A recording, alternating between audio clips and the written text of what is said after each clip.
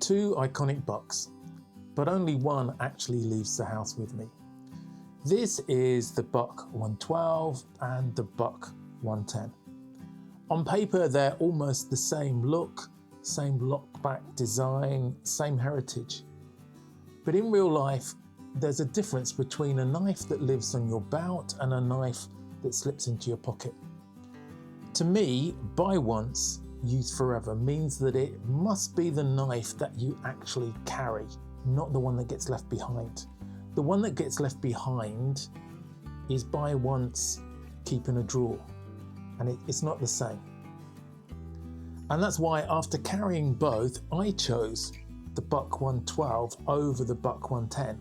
So how did I arrive at this conclusion? Let's look at their specifications, capability, and convenience. Starting with the Buck 110.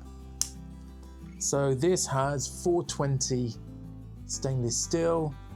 The blade stock is 3mm thick, and the length open is 217mm or 8.5 inches.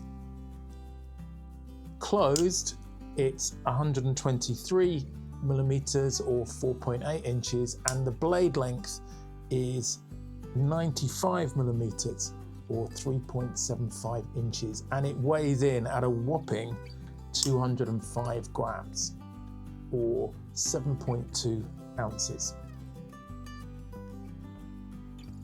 So this has the Mikasa ebony diamond wood, scales on this, brass bolsters and brass liners.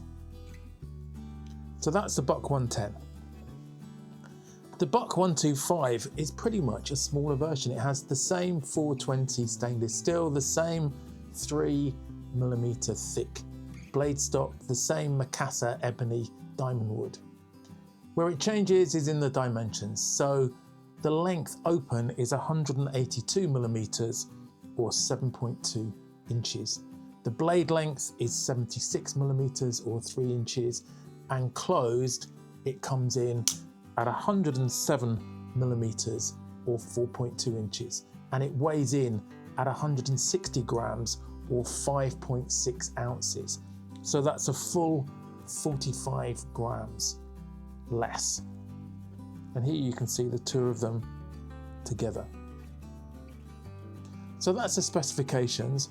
What about their capability? Well, in normal use, they're virtually the same. Now, I have a medium to large hand. It's not the largest, but the Buck 112 fits in my hand really well, as does the Buck 110 with a bit of room to spare.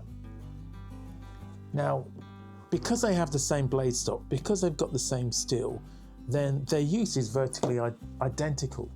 So if you've got some work to do, this will cut through it just as well, the Buck 112 as the Buck 110.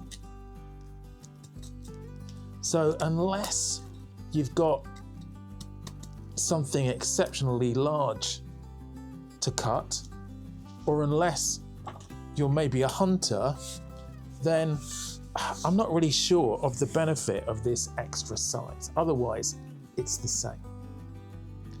Then we come to convenience, and this is where the Buck 112 wins hands down.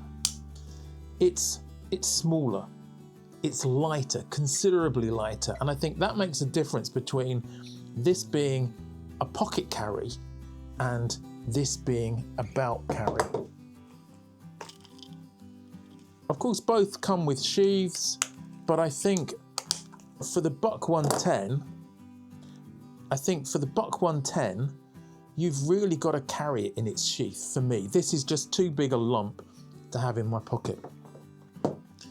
The Buck 112, on the other hand, being smaller and lighter, I would consider this as a pocket carry. So I don't necessarily have to have it in the case. So that's why, if I go anywhere, it's the Buck 112 that I take with me, not the Buck 110. So, have I broken all the rules?